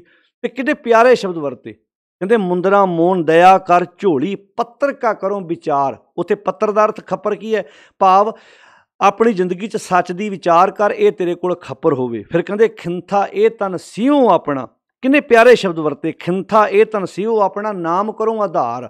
ਕਹਿਣ ਲੱਗੇ ਆਪਣੇ ਮਨ ਨੂੰ ਸੱਚ ਨਾਲ ਸੀਲਾ, ਇਹ ਤੇਰੇ ਕੋਲ ਖਿੰਥਾ ਹੋਵੇ, ਤੇਰੇ ਕੋਲ ਗੋਦੜੀ ਹੋਵੇ, ਨਾਮ ਕਰੋ ਆਧਾਰ। ਫਿਰ ਕਹਿੰਦੇ ਐਸਾ ਜੋ ਕਮਾਵੋ ਜੋਗੀ, ਇੱਦਾਂ ਦਾ ਜੋ ਕਮਾ, ਜਪ ਤਪ ਸੰਜਮ ਗੁਰਮੁਖ ਭੋਗੀ। ਜਪ ਤਪ ਸੰਜਮ ਗੁਰਮੁਖ ਭੋਗੀ, ਗ੍ਰਸਤ ਵਿੱਚ ਰਹਿ ਕੇ ਆਪਣੀਆਂ ਪਰਿਵਾਰਕ ਜ਼ਿੰਮੇਵਾਰੀਆਂ ਨਿਭਾਉਂਦਿਆਂ ਹੋਇਆਂ ਕਹਿਣਗੇ ਇਹੋ ਹੀ ਜਪ ਕਰਨਾ, ਇਹੋ ਹੀ ਤਪ ਕਰਨਾ। ਗੁਰਮੁਖ ਭੋਗੀ, ਗੁਰਮੁਖ ਦੇ ਖੱਖੇ ਨੂੰ ਉੱਥੇ ਸਿਹਾਰੀ ਹੈ। ਫਿਰ ਕਹਿੰਦੇ ਬੁੱਧ ਵਿਭੂਤ ਚੜਾਵੋ ਆਪਣੀ ਬੁੱਧ ਨੂੰ, ਆਪਣੀ ਸੁਰਤ ਨੂੰ ਸੱਚ ਨਾਲ ਜੋੜਨਾ, ਇਹ ਤਨ ਦੇ ਉੱਤੇ ਸਵਾਹ ਮਲਣੀ ਹੈ। वो किन्ने प्यारे राह दसे। बुद्ध विभूत चढ़ावों अपनी ਸਿੰਘੀ ਸੁਰਤ ਮਿਲਾਈ। ਆਪਣੀ ਸੁਰਤ ਨੂੰ ਸ਼ਬਦ ਨਾਲ ਜੋੜਨਾ, ਇਹੋ ਸਿੰਘੀ ਨਾਦ ਵਜਾਉਣਾ ਹੈ। ਫਿਰ ਕਿੰਨੇ ਪਿਆਰੇ ਸ਼ਬਦ ਵਰਤੇ, ਕਹਿੰਦੇ ਬੁੱਧ ਵਿਭੂਤ ਚੜਾਵੋ ਆਪਣੀ ਸਿੰਘੀ ਸੁਰਤ ਮਿਲਾਈ। ਕਿੰਨੇ ਪਿਆਰੇ ਸ਼ਬਦ ਵਰਤ ਕੇ ਸਾਨੂੰ ਸਮਝਾਉਣ ਦਾ ਯਤਨ ਕੀਤਾ। ਕਿੰਨੀਆਂ ਪਿਆਰੀਆਂ ਉਦਾਹਰਨਾਂ ਦੇ ਕੇ ਵੀ ਜਿਹੜੇ ਲੋਕ ਆਮ ਸਮਾਜ ਵਿੱਚ ਇਹਨਾਂ ਨੂੰ ਰੱਬ ਮੰਨ ਕੇ ਬੈਠੇ ਸੀ, ਕਹਿਣ ਲੱਗੇ ਹਾਂ ਜਿਹੜਾ ਯੋਗ ਆ ਇਹ ਤੇ ਹਾਰੀ ਸਾਰੀ ਬੰਦਾ ਨਹੀਂ ਕਮਾ ਸਕਦਾ, ਪਰ ਜਿਹੜਾ ਯੋਗ ਮੈਂ ਦੱਸ ਰਿਹਾ ਇਹ ਪਰਿਵਾਰ ਵਿੱਚ ਰਹਿੰਦਿਆਂ ਹੋਇਆਂ ਆਪਣੀ ਜ਼ਿੰਦਗੀ ਨੂੰ ਉੱਚਾ ਚੁੱਕ ਕੇ ਕਮਾਇਆ ਜਾ ਸਕਦਾ। ਤਾਂ ਹੀ ਭਾਈ ਗੁਰਦਾਸ ਵਰਗੇ ਵਿਅਕਤੀਆਂ ਨੇ, ਮਹਾਨ ਯੋਧਿਆਂ ਨੇ ਗੱਲਾਂ ਲਿਖੀਆਂ ਸੀ ਕਿ ਗੁਰਸਿੱਖ ਜੋਗੀ ਜਾਗਦੇ। ਗੁਰੂ ਦਾ ਸਿੱਖ ਵੀ ਜੋਗੀ ਆ, ਮਾਇਆ ਅੰਦਰ ਕਰਨ ਉਦਾਸੀ। ਗੁਰੂ ਦਾ ਸਿੱਖ ਵੀ ਜੋਗੀ ਆ, ਪਰ ਫਰਕ ਇਹਨਾਂ, ਤੁਸੀਂ ਕੰਨਾਂ 'ਚ ਮੁੰਦਰਾਂ ਪਾਈਆਂ ਕੱਚ ਦੀਆਂ, ਇੱਥੇ ਗੁਰੂ ਦੇ ਸਿੱਖ ਨੇ ਸ਼ਬਦ ਦੀਆਂ ਕੰਨ 'ਚ ਮੁੰਦਰਾਂ ਪਾਈਆਂ। ਗੁਰਸਿੱਖ ਜੋਗੀ ਜਾਗਦੇ, ਮਾਇਆ ਅੰਦਰ ਕਰਨ ਉਦਾਸੀ, ਕੰਨੀ ਮੁੰਦਰਾਂ ਮੰਤਰ ਗੁਰ। ਕੰਨਾਂ ਵਿੱਚ ਮੁੰਦਰਾਂ ਪਾਈਆਂ ਗੁਰੂ ਦੇ ਮੰਤਰ, ਭਾਵ ਗੁਰੂ ਦੀ ਸਿੱਖਿਆ ਦੀਆਂ ਮੁੰਦਰਾਂ ਕੰਨ 'ਚ ਪਾਈਆਂ। ਯਾਨੀ ਕਿ ਗੁਰੂ ਦਾ ਸਿੱਖ ਆਪਣੇ ਕੰਨ ਦੁਆਰਾ ਉਹ ਗਲਤ ਸਿੱਖਿਆ ਨਹੀਂ ਸੁਣਦਾ, ਇਹੋ ਕੰਨ 'ਚ ਮੁੰਦਰਾਂ ਪਾਉਣੀਆਂ ਨੇ। ਤਾਂ ਇਹ ਸ਼ਬਦ ਬੜੇ ਪਿਆਰੇ ਜਿਹੜੇ ਸਾਨੂੰ ਜ਼ਿੰਦਗੀ ਜਿਉਣ ਦਾ ਤਰੀਕਾ ਬਖਸ਼ਿਸ਼ ਕਰਦੇ ਨੇ। ਜੋਗੀ ਦੇ ਨਾਲ ਗੁਰਦੇਵ ਜੀ ਜਦੋਂ ਗੱਲਾਂ ਬਾਤਾਂ ਕਰਦੇ ਨੇ, ਉਹਨਾਂ ਦੇ ਚਿੰਨ੍ਹਾਂ ਦਾ ਨਾਂ ਲੈ ਕੇ ਸਮਝਾਉਂਦੇ ਨੇ। ਕਹਿਣ ਲੱਗੇ ਬੁੱਧ ਵਿਭੂਤ ਚੜਾਵੋ ਆਪਣੀ ਸਿੰਘੀ ਸੁਰਤ ਮਿਲਾਈ। ਫਿਰ ਕਹਿਣ ਲੱਗੇ ਜਦੋਂ ਤੂੰ ਆਪਣੀ ਸੱਚ ਦੀ ਵਿਚਾਰ ਵਾਲਾ ਜੀਵਨ ਲੈ ਕੇ ਆਏਗਾ, ਤੇਰੀ ਬੁੱਧ ਵਿੱਚ ਸੱਚ ਦੀ ਵਿਚਾਰ ਆਏਗੀ, ਇਹੋ ਤਨ ਦੇ ਉੱਤੇ ਸੁਆਹ ਮਲਣੀ ਹੈ। ਸਿੰਘੀ ਸੁਰਤ ਮਿਲਾਈ, ਤੇਰੀ ਸੁਰਤ ਸ਼ਬਦ ਨਾਲ ਜੁੜ ਜੇ, ਇਹੋ ਸਿੰਘੀ ਨਾਦ ਵਜਾਉਣਾ ਹੈ। ਤੋਂ ਅੱਗੇ ਕਹਿੰਦੇ ਪੰਚ ਤੱਤ ਲੈ ਹਿਰਦੇ ਰਾਖੋ, ਰਹੇ ਨਿਰਾਲਮ ਤਾੜੀ। ਪੰਚ ਤੱਤ, ਪੰਜਾਂ ਤੱਤਾਂ ਦਾ ਮੂਲ ਪਰਮੇਸ਼ਰ ਮੰਨਿਆ ਗਿਆ। ਉਹ ਸੱਚ ਨਾਲ ਆਪਣੇ ਅੰਦਰ ਸਾਂਝ ਪਾਉਣੀ, ਇਹੋ ਹੀ ਸਮਾਧੀ ਲਾਉਣੀ ਹੈ। ਫਿਰ ਕਹਿਣ ਲੱਗੇ ਕਹਿਤ ਕਬੀਰ ਸੁਨੋ ਰੇ ਸੰਤੋ, ਦਇਆ ਧਰਮ ਦਇਆ ਕਰ ਬਾੜੀ। ਕਹਿਣ ਲੱਗੇ ਹੇ ਸੰਤ ਜਨੋ, ਹੇ ਸਤ ਸੰਗਿਓ, ਧਿਆਨ ਨਾਲ ਸੁਣੋ, ਆਪਣੇ ਅੰਦਰ ਧਰਮ ਤੇ ਦਇਆ ਦੀ ਬਗੀਚੀ ਤਿਆਰ ਕਰੋ। ਭਾਵ ਕਿੰਨੇ ਪਿਆਰੇ ਸ਼ਬਦ ਜੋਗੀ ਲੋਕਾਂ ਦੇ ਉਹ ਪਾਏ ਹੋਏ ਤਨ ਦੇ ਉੱਤੇ ਚਿੰਨ੍ਹ, ਉਹਨਾਂ ਦੇ ਨਾਂ ਵਰਤ ਕੇ ਸਾਨੂੰ ਦੱਸਿਆ ਆਪਣੀ ਜ਼ਿੰਦਗੀ 'ਚ ਗੁਣ ਧਾਰਨ ਕਰੋ, ਆਪਣੀ ਜ਼ਿੰਦਗੀ 'ਚ ਖੂਬੀਆਂ ਲੈ ਕੇ ਆਓ। ਤਾਂ ਇੱਥੇ ਵੀ ਗੁਰੂ ਨਾਨਕ ਸਾਹਿਬ ਜੀ ਕਹਿੰਦੇ ਮੁੰਦਾਂ ਸੰਤੋਖ, ਸ਼ਰਮ ਪੱਤ ਝੋਲੀ। ਭਾਵ ਕੰਨ ਵਿੱਚ ਮੁੰਦਰਾਂ ਪਾਉਣ ਦੀ ਬਜਾਏ ਆਪਣੀ ਜ਼ਿੰਦਗੀ 'ਚ ਸਬਰ ਲੈ ਕੇ ਆ ਤੇ ਸ਼ਰਮ ਪੱਤ ਝੋਲੀ। ਉਦਮ ਨੂੰ, ਮਿਹਨਤ ਨੂੰ ਖੱਪਰ ਬਣਾ ਲਾ, ਤੇ ਮਿਹਨਤ ਕਸ਼ ਬੰਦਾ ਕਦੀ ਭੀਖ ਨਹੀਂ ਮੰਗਦਾ। ਧਿਆਨ ਕੀ ਕਰੇ ਵਿਭੂਤ। ਤੀਜੀ ਗੱਲ ਗੁਰੂ ਨਾਨਕ ਸਾਹਿਬ ਜੀ ਨੇ ਕਹੀ ਵੀ ਤੁਸੀਂ ਸਰੀਰ 'ਤੇ ਸੁਆਹ ਕਿਉਂ ਮਲਦੇ ਹੋ। ਤੇ ਜੋਗੀ ਦਾ ਅੱਗਿਓਂ ਜਵਾਬ ਸੀ ਜੀ ਇਸ ਕਰਕੇ ਦੁਨੀਆ ਨੇ ਸੁਆਹ ਹੋ ਜਾਣਾ, ਵੀ ਦੁਨੀਆ ਨੇ ਇੱਕ ਦਿਨ ਸੁਆਹ ਹੋ ਜਾਣਾ, ਅਸੀਂ ਤਾਂ ਸੁਆਹ ਮਲਦੇ ਹਾਂ ਦੁਨੀਆ ਨੂੰ ਮੈਸੇਜ ਦੇਣ ਲਈ। ਹੁਣ ਮੰਨ ਲਓ ਜੇ ਆਹ ਜਿਹੜਾ ਕੰਮ ਹੈ ਇਹੋ ਤਰੀਕੇ ਨਾਲ ਹੀ ਰੱਬ ਦੇ ਰਸਤੇ 'ਤੇ ਤੁਰਿਆ ਜਾ ਸਕਦਾ ਹੈ। ਅਤੇ ਜੇ ਹਰ ਬੰਦਾ ਕਵੇ ਕਿ ਮੈਂ ਰੱਬ ਨੂੰ ਪਾਉਣ ਲਈ ਇਹ ਕੰਮ ਕਰਾਂ, ਅਤੇ ਹਰ ਬੰਦਾ ਇੱਦਾਂ ਕੰਨਾਂ 'ਚ ਮੁੰਦਰਾਂ ਪਾ ਲੇ, ਹੱਥ ਵਿੱਚ ਖੱਪਰ ਫੜ ਲੈ ਅਤੇ ਸਰੀਰ 'ਤੇ ਸੁਆਹ ਮਲ ਲੇ, ਸੋਚੋ ਇੱਕ ਵਾਰ ਦੁਨੀਆ ਦਾ ਨਕਸ਼ਾ ਕਿੱਦਾਂ ਦਾ ਹੋਏਗਾ। ਵੀ ਕੋਈ ਸੁਆਹ ਮਲ ਕੇ ਇੱਧਰੋਂ ਤੁਰਿਆ ਆ ਰਿਹਾ, ਕਿਸੇ ਨੇ ਹੱਥ ਵਿੱਚ ਖੱਪਰ ਫੜ, ਕਿੱਦਾਂ ਦੀ ਦੁਨੀਆ ਹੋ ਸਕਦੀ। ਜਦੋਂ ਸਾਰੇ ਹੀ ਇਹਦਾ ਖੱਪਰ ਲੈ ਕੇ ਮੰਗਣ ਤੁਰ ਪਏ, ਸਵਾਲ ਇਹ ਪੈਦਾ ਹੁੰਦਾ ਜਦੋਂ ਸਾਰੇ ਰੱਬ ਪਾਉਣ ਤੁਰ ਪਏ ਤਾਂ ਉਹਨਾਂ ਨੂੰ ਖੱਪਰ 'ਚ ਪਾਏਗਾ ਕੌਣ, ਕਿਉਂਕਿ ਕਿਰਤ ਤਾਂ ਕਿਸੇ ਨੇ ਵੀ ਨਹੀਂ ਕਰਨੀ। ਸੋਚ ਕੇ ਵੇਖੋ ਤੁਸੀਂ, ਜੇ ਜਿਹੜਾ ਰਸਤਾ ਜੋਗੀ ਲੋਕ ਦੁਨੀਆ ਨੂੰ ਦੱਸਦੇ ਸੀ ਕਿ ਆਹ ਰੱਬ ਨੂੰ ਪਾਉਣ ਦਾ ਰਸਤਾ, ਅਤੇ ਜਿਹੜਾ ਰਸਤਾ ਗੁਰੂ ਨਾਨਕ ਸਾਹਿਬ ਨੇ ਦੱਸਿਆ, ਦੁਨੀਆ ਦਾ ਹਰ ਬੰਦਾ ਉਸ ਰਸਤੇ ਨੂੰ ਅਪਣਾ ਸਕਦਾ ਹੈ, ਕਿਉਂਕਿ ਗੁਣਾਂ ਦੀ ਗੱਲ ਹੈ। ਬਸ ਫਰਕ ਇੰਨਾ। ਹੁਣ ਵੇਖੋ ਜਦੋਂ ਅਸੀਂ ਜੋਗੀ ਸ਼ਬਦ ਬੋਲਦੇ ਹਾਂ, ਫਰਕ ਵੇਖੋ। ਜਿਹੜਾ ਜੋਗੀ ਉਹ ਕਹਿੰਦੇ ਸੀ ਉਹ ਜੋਗੀ ਦੂਰੋਂ ਦਿਸਦਾ ਸੀ, ਇਹਨੇ ਭਗਵੇਂ ਰੰਗ ਦੇ ਕੱਪੜੇ ਪਾਏ ਆ, ਹੱਥ ਵਿੱਚ ਡੰਡਾ ਫੜਿਆ, ਗੋਦੜੀ ਹੈ। ਪਰ ਜਿਹੜਾ ਜੋਗੀ ਗੁਰਬਾਣੀ ਤਿਆਰ ਕਰਦੀ ਹੈ, ਉਹ ਟੀਚਰ ਵੀ ਜੋਗੀ ਹੋ ਸਕਦਾ, ਉਹ ਕੋਈ ਜੱਜ ਵੀ ਜੋਗੀ ਹੋ ਸਕਦਾ, ਕੋਈ ਡਾਕਟਰ ਵੀ ਹੋ ਸਕਦਾ, ਕੋਈ ਬੱਸ ਟਰੱਕ ਚਲਾਉਣ ਵਾਲਾ ਵੀ ਹੋ ਸਕਦਾ, ਕੋਈ ਖੇਤਾਂ 'ਚ ਕੰਮ ਕਰਨ ਵਾਲਾ ਵੀ ਹੋ ਸਕਦਾ, ਕੋਈ ਦੁਕਾਨ 'ਤੇ ਬੈਠਾ ਸੌਦਾ ਤੋਲਣ ਵਾਲਾ ਵੀ ਹੋ ਸਕਦਾ, ਕੋਈ ਵਪਾਰੀ ਬਿਜ਼ਨਸਮੈਨ, ਕਿਸੇ ਕਾਰਖਾਨੇ ਦਾ ਮਾਲਕ, ਕਿਸੇ ਫੈਕਟਰੀ 'ਚ ਕੰਮ ਕਰਨ ਵਾਲਾ ਵੀ ਹੋ ਸਕਦਾ। ਬਸ ਆਹ ਫਰਕ ਸੀ ਗੁਰੂ ਨਾਨਕ ਸਾਹਿਬ ਜੀ ਦੀ ਵਿਚਾਰਧਾਰਾ ਦਾ। ਉਹ ਕਹਿੰਦੇ ਧਿਆਨ ਕੀ ਸਰੀਰ 'ਤੇ ਸੁਆਹ ਮਲਣ ਦੀ ਲੋੜ ਨਹੀਂ ਆ, ਧਿਆਨ ਕੀ ਕਰੇ ਵਿਭੂਤ। ਆਪਣੀ ਸੁਰਤ ਵਿੱਚ ਇਸ ਗੱਲ ਦਾ ਧਿਆਨ ਰੱਖਣਾ ਵੀ ਇਹ ਇੱਕ ਦਿਨ ਸੁਆਹ ਹੋ ਜਾਣਾ। ਹੁਣ ਮੰਨ ਲਓ ਜੇ ਇਸ ਗੱਲ ਨੂੰ ਆਪਣੀ ਸੁਰਤ ਵਿੱਚ ਟਿਕਾ ਲਈਏ ਵੀ ਇਹ ਗੱਲ ਇੱਕ ਦਿਨ ਸੁਆਹ ਹੋ ਜਾਣੀ ਹੈ, ਕੀ ਭਰਾ ਭਰਾ ਨਾਲ ਠੱਗੀ ਮਾਰੂ? ਕੀ ਕੋਈ ਦੋਸਤ ਆਪਣੇ ਦੋਸਤ ਨਾਲ ਬਿਜ਼ਨਸ ਵਿੱਚ ਧੋਖਾ ਕਰੂ? ਹੁਣ ਤਾਂ ਸਮਝ ਆ ਜਾਣੀ ਵੀ ਰਾਜ ਮਾਲ ਜੋਬਨ ਸਭ ਸ਼ਾਮ। ਇਹ ਰਾਜ ਮਾਲ ਜਵਾਨੀ ਇਹ ਸਭ ਪਰਛਾਵਾਂ ਅਸਲੀਅਤ ਦਾ, ਅਸਲੀਅਤ ਨਹੀਂ ਅਸਲੀਅਤ ਦਾ ਪਰਛਾਵਾਂ। ਰਾਜ ਮਾਲ ਜੋਬਨ ਸਭ ਸ਼ਾਮ, ਰੱਥ ਫਿਰੰਦਾ ਦੀਸੇ ਥਾਮ। ਵੀ ਜਦੋਂ ਸੂਰਜ, ਹੁਣ ਤੁਸੀਂ ਵੇਖੋ ਜਦੋਂ ਸੂਰਜ ਚੜ੍ਹਦਾ ਨਾ, ਅਤੇ ਜਦੋਂ ਦਰਖਤ ਉੱਤੇ ਉਹਦਾ ਰੌਸ਼ਨੀ ਪੈਂਦੀ ਆ ਅਤੇ ਪਰਛਾਵਾਂ ਦੂਜੇ ਬੰਨੇ ਆ ਜਾਂਦਾ, ਛਾਂ ਦੂਜੇ ਬੰਨੇ ਆ ਜਾਂਦੀ ਹੈ। ਅਤੇ ਕਈ ਵਾਰੀ ਤੁਸੀਂ ਪਿੰਡਾਂ 'ਚ ਵੇਖਿਆ ਹੋਏਗਾ ਲੋਕ ਛਾਂ ਪਿੱਛੇ ਵੀ ਲੜ ਪੈਂਦੇ ਸੀ ਵੀ ਇੱਥੇ ਮੇਰੇ ਡੰਗਰ ਵੱਢਣੇ ਆ ਜੀ, ਇੱਥੇ ਮੈਂ ਮੰਜਾ ਡਾਹੁਣਾ। ਉਹ ਸਿਆਣਾ ਬੰਦਾ ਪਾਸਿਓਂ ਆਉਂਦਾ, ਕਹਿੰਦਾ ਕਮਲੇ ਉਸ ਛਾਂ ਪਿੱਛੇ ਨਾ ਲੜੋ, ਅੱਧੇ ਘੰਟੇ ਬਾਅਦ ਜਿੱਥੇ ਧੁੱਪ ਉੱਥੇ ਛਾਂ ਆ ਜਾਣੀ ਆ, ਜਿੱਥੇ ਛਾਂ ਉੱਥੇ ਧੁੱਪ ਆ ਜਾਣੀ ਆ। ਇਹ ਰਾਜ ਮਾਲ ਜੋਬਨ ਸਭ ਛਾਂ, ਇਹ ਅਸਲੀਅਤ ਨਹੀਂ, ਅਸਲੀਅਤ ਦੇ ਪਰਛਾਵੇਂ ਆ। ਪਰ ਜਦੋਂ ਸੂਰਜ ਘੁੰਮਦੀ ਤਾਂ ਭਾਵੇਂ ਧਰਤੀ ਆ, ਪਰ ਆਪਣੀ ਪੰਜਾਬੀ ਬੋਲੀ 'ਚ ਆਪਾਂ ਆਮ ਹੀ ਕਹਿੰਦੇ ਵੀ ਸੂਰਜ ਹੁਣ ਇੱਧਰੋਂ ਇੱਧਰ ਚਲੇ ਗਿਆ। ਭਾਵ ਜਦੋਂ ਸੂਰਜ ਦੀ ਰੌਸ਼ਨੀ ਦੂਜੇ ਬੰਨੇ ਹੋਗੀ, ਜਿੱਥੇ ਧੁੱਪ ਉੱਥੇ ਛਾਂ ਆ ਜਾਣੀ ਆ, ਜਿੱਥੇ ਛਾਂ ਉੱਥੇ ਧੁੱਪ ਆ ਜਾਣੀ ਆ। ਰੱਥ ਫਿਰੰਦਾ ਦਿਸੇ ਥਾਮ, ਤੇ ਇੱਥੇ ਸੂਰਜ ਕੀ ਆ? ਗੁਰੂ ਦਾ ਗਿਆਨ, ਗੁਰੂ ਦੀ ਸਿੱਖਿਆ। ਜਦੋਂ ਗੁਰੂ ਦੀ ਸਿੱਖਿਆ, ਜਿਹੜੇ ਲੋਕ ਪਰਛਾਵਿਆਂ ਪਿੱਛੇ ਲੜਦੇ ਆ, ਜਦੋਂ ਗੁਰੂ ਦੀ ਸਿੱਖਿਆ ਦਾ ਸੂਰਜ ਅੰਦਰ ਚੜ੍ਹਦਾ, ਫਿਰ ਲੋਕ ਪਰਛਾਵਿਆਂ ਪਿੱਛੇ ਲੜਨਾ ਬੰਦ ਕਰ ਦਿੰਦੇ ਆ। ਕਹਿੰਦੇ ਸਰੀਰ ਤੇ ਸੁਆਹ ਮਨ ਦੀ ਲੋੜ ਨਹੀਂ, ਮਹਾਰਾਜ ਕਹਿੰਦੇ ਆ, ਪਾਤਸ਼ਾਹ ਕਹਿੰਦੇ ਆ ਧਿਆਨ 'ਚ ਇਹ ਗੱਲ ਰੱਖ ਵੀ ਇਹ ਇੱਕ ਦਿਨ ਸੁਆਹ ਹੋ ਜਾਣਾ। ਨਾ ਦਾਦੇ ਪੜਦਾਦੇ ਜਾਇਦਾਦ ਨਾਲ ਲੈ ਕੇ ਗਏ ਆ, ਨਾ ਅਸੀਂ ਲੈ ਕੇ ਜਾਣਾ। ਫਿਰ ਭਰਾ ਨਾਲ ਵੱਟਾਂ ਪਿੱਛੇ ਨਹੀਂ ਲੜੇਗਾ, ਫਿਰ ਭਰਾ ਨਾਲ ਮਰਲੇ ਦੀ ਜ਼ਮੀਨ ਪਿੱਛੇ ਇੱਕ ਦੂਜੇ ਦਾ ਕਤਲ ਨਹੀਂ ਕਰੇਗਾ। ਹੁੰਦੇ ਨਹੀਂ, ਆਪਾਂ ਰੋਜ਼ ਵੇਖਦੇ ਹਾਂ, ਕਿਤੇ ਪਿਓ ਪੁੱਤ ਨੂੰ ਕਤਲ ਕਰ ਦਿੰਦਾ ਹੈ, ਕਿਤੇ ਪੁੱਤ ਨੇ ਆਪਣੇ ਵੱਡੇ ਪਿਓ ਨਾਲ ਰਲ ਕੇ ਦੂਜੇ ਭਰਾ ਦਾ ਕਤਲ ਕਰਤਾ। ਕਿੰਨਿਆਂ ਥਾਵਾਂ 'ਤੇ ਕਹਾਣ ਹੋ ਚੁੱਕਾ, ਕਾਹਦੇ ਬਦਲੇ? ਜਾਇਦਾਦ ਬਦਲੇ। ਤੇ ਜਾਇਦਾਦ ਇੱਥੇ ਖਿੜਖੜਾ ਕੇ ਹੱਸ ਰਹੀ ਹੈ। ਤਾਂ ਪਾਤਸ਼ਾਹ ਕਹਿੰਦੇ ਹੇ ਜੋਗੀ ਲੋਕੋ, ਸਰੀਰ ਤੇ ਸੁਆਹ ਮਨ ਦੀ ਲੋੜ ਨਹੀਂ, ਧਿਆਨ ਵਿੱਚ ਇਹ ਗੱਲ ਰੱਖੋ। ਧਿਆਨ ਕੀ ਕਰੇ ਵਿਭੂਤ, ਯਾਨੀ ਕਿ ਧਿਆਨ ਵਿੱਚ ਇਹ ਗੱਲ ਰੱਖੋ, ਧਿਆਨ ਸੱਚ ਨਾਲ ਜੋੜੋ, ਇਹੋ ਹੀ ਸਰੀਰ ਤੇ ਸੁਆਹ ਮਿਲਣੀ ਹੈ। ਧਿਆਨ ਕੀ ਕਰੇ ਵਿਭੂਤ ਖਿੰਥਾ ਕਾਲ। ਹੁਣ ਖਿੰਥਾ ਦਾ ਅਰਥ ਕੀ? ਗੋਦੜੀ, ਜਿਹੜੀ ਉਹਨਾਂ ਨੇ ਤਰ੍ਹਾਂ ਤਰ੍ਹਾਂ ਦੇ ਕੱਪੜੇ ਜੋੜ ਕੇ ਗੋਦੜੀ ਗਲ ਵਿੱਚ ਪਾਈ ਹੁੰਦੀ ਹੈ। ਕਾਲ ਦਾ ਅਰਥ ਹੈ ਮੌਤ। ਕਿਹੜੀ ਮੌਤ? ਇੱਥੇ ਕਿਹੜੀ ਮੌਤ? ਇੱਥੇ ਸੱਚ ਦੇ ਰਸਤੇ 'ਤੇ ਤੁਰ ਕੇ ਵਕਾਰਾਂ ਵੱਲੋਂ ਮਰਨਾ, ਵਕਾਰਾਂ ਵੱਲੋਂ ਮਾਰ ਕੇ ਸੱਚਾਈ ਵਾਲੇ ਬੰਨੇ ਜਿਉਣਾ। ਸੋ ਜੀਵਿਆ ਜਿਸ ਮਨ ਵਸਿਆ ਸੋਏ ਨਾਨਕ, ਅਵਰ ਨਾ ਜੀਵੈ ਕੋਏ। ਬਾਣੀ ਕਹਿੰਦੀ ਉਹ ਜਿਉਂਦਾ ਹੈ ਜਿਹਦੇ ਅੰਦਰ ਸੱਚ ਵਸਦਾ, ਜਿਹੜਾ ਸੱਚ ਨਾਲ ਜੁੜਿਆ ਹੋਇਆ। ਸ਼ਬਦ ਮਰੋ ਫਿਰ ਜੀਵੋ ਸਾਧੀ, ਤਾਂ ਫਿਰ ਮਰਨਾ ਹੋਈ।